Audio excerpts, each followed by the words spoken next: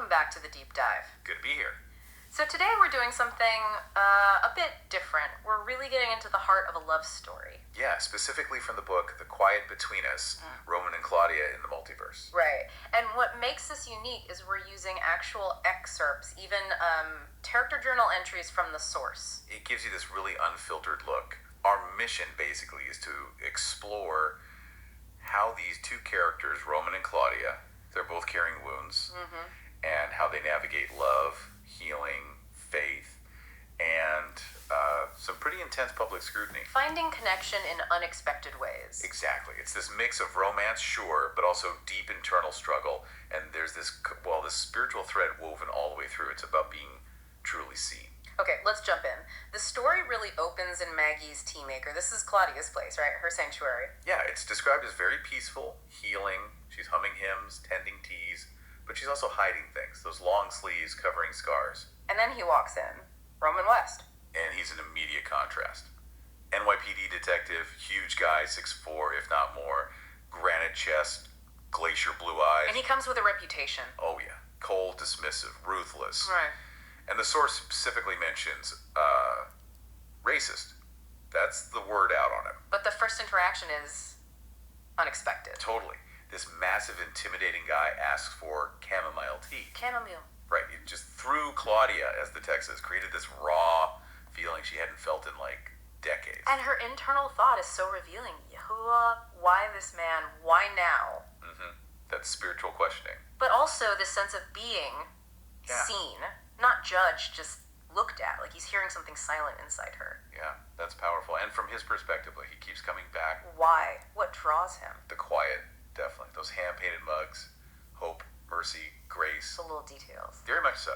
And Claudia herself, she remembered his chamomile order, told him he looked like he needed it most. Wow, so it's that quiet recognition, that unexpected grace. That's the theme right there. Yeah. Kind of sets the stage for everything. Okay, so they start interacting more, but they're both, armored up.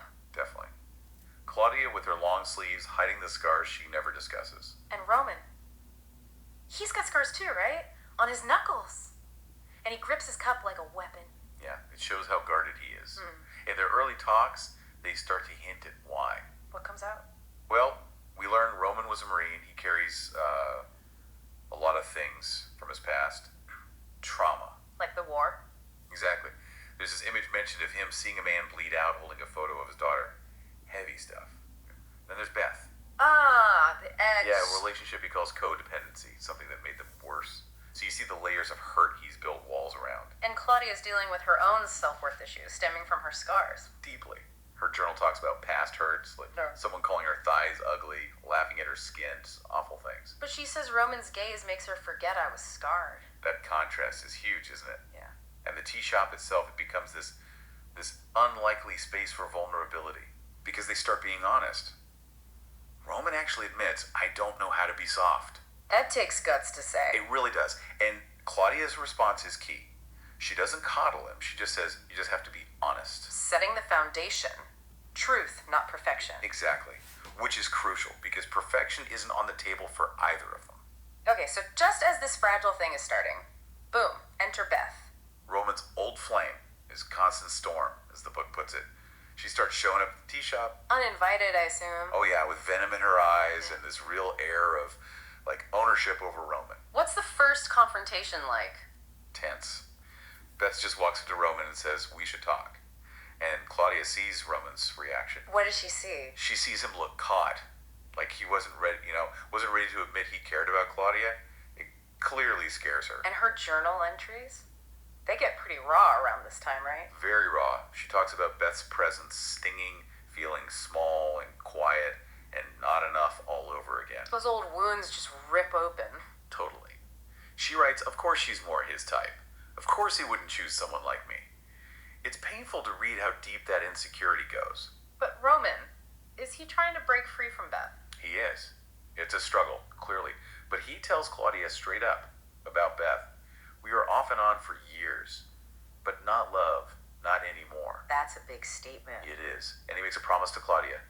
I'll try to be real.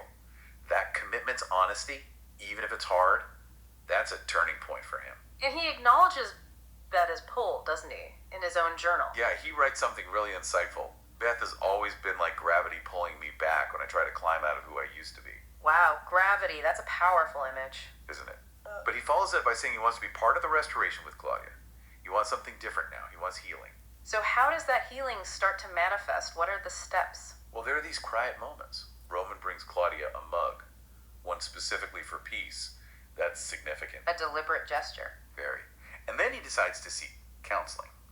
That's huge for a guy like him. Why does he say he's doing it? He connects it to his faith. He says, Yahoo has been moving in me, and I want to answer. It shows this internal shift, this spiritual awakening happening. And their intimacy, it develops slowly, right? Not physically at first. Right. There's this almost kiss moment that's really telling. What happened? He pulls back and explains why. He tells her, because if I do, I won't stop there. Okay. And then he says, I want your trust, your fears, your mornings, your don't look at me like that days. All of it. Wow. That's intense. It's about more than just a kiss. Exactly. It's about wanting the whole person, scars and all. The restraint itself is significant. It shows this reverence, as the text suggests, for her healing. He wants to do it right. Protecting her soul, basically. Precisely. It's prioritizing her emotional safety over his own immediate desire. It's a different kind of intimacy building. So when does physical touch happen? It starts gently, Roman grazing her hand, then later, deliberately intertwining their fingers. Small steps. Building trust. Yeah. And then their first real hug, he holds her gentle but sure. And the description says she feels covered, safe. These moments sound really powerful in their quietness. They are, filled with unspoken understanding, feeling sacred. It reinforces that core idea.